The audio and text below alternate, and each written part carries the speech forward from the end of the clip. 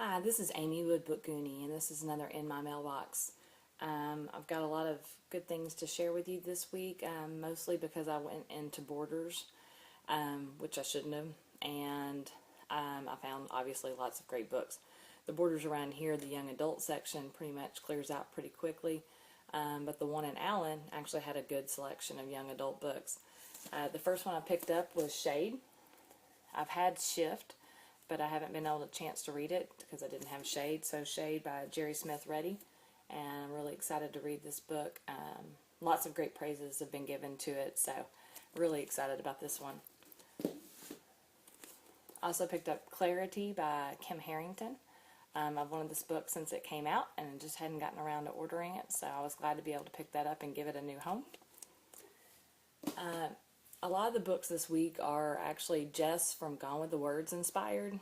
I went over to the adult section to see if they had any Kelly Armstrong books or Patricia Briggs books that I didn't actually already own. And I saw Rochelle Mead's Succubus series. Jess has reviewed it and spoken highly of it. So the first one is Succubus Bites, and this is adult. And the second in the series is Succubus on Top. So I went ahead and picked those up so I can read those and see how great they are. I was very fortunate enough for Ruby Reads to pick me as a reviewer for some of the books that she has in her pile. She wants to make sure that they get read and get reviewed because she's obviously fortunate enough to get lots of great books from authors. This book is from Simon & Schuster. She sent me Love Story by Jennifer Eccles. I've heard great things about this author and about this book.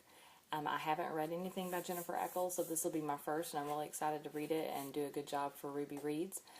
Be looking for the review around the end of the month. I think the 27th of September is when the review will post on Ruby Reads. So thank you, Ruby, for having faith in me.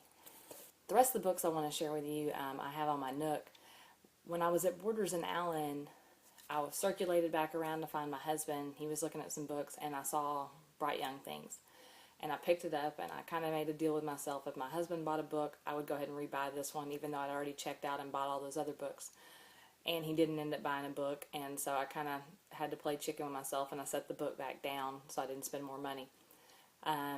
Immediately when I walked out of the store, I was kicking myself and wishing I would have bought the book.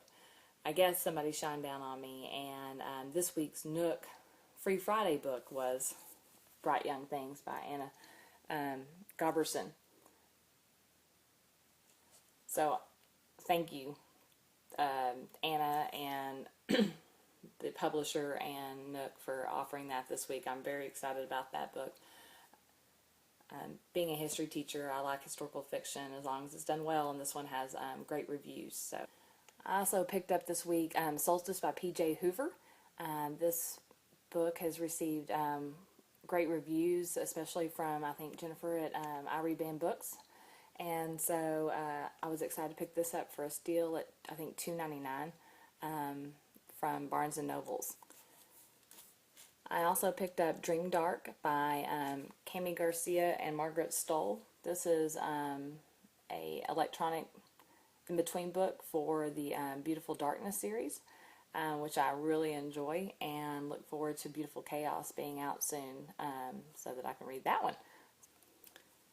Michelle Maddow had Remembrance for 99 cents at Barnes & Noble, so I picked up this book, and it looks good. Also got Jenny Pox by J.L. Bryan. This is the first in a series of books about people with like diseases and things that affect others. The book is Brunette, is the one that spoke really highly of it, and I had it on my to-read pile, and I think it was on sale on Nook for $2.99 this last week or so. So pick that up.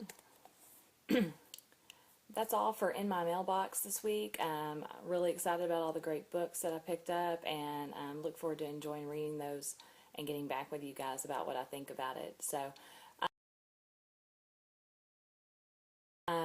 also today you should be seeing around other book bloggers, a lot of people remembering 9/11. It's the 10-year anniversary, very sad anniversary of 9/11, that people are talking about what they were doing that day.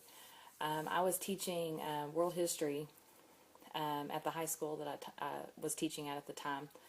And the lecture I was giving about was the fall of Rome, and also the expulsion of the Jews was the more specific topic that day. Kids are always asking, why is history important? And in the scope of things, they probably can get through life without knowing their history, but that day, that lecture was perfect, because one of the main things and targets of why the people that were angry and decided to do the horrible terroristic act goes back to part of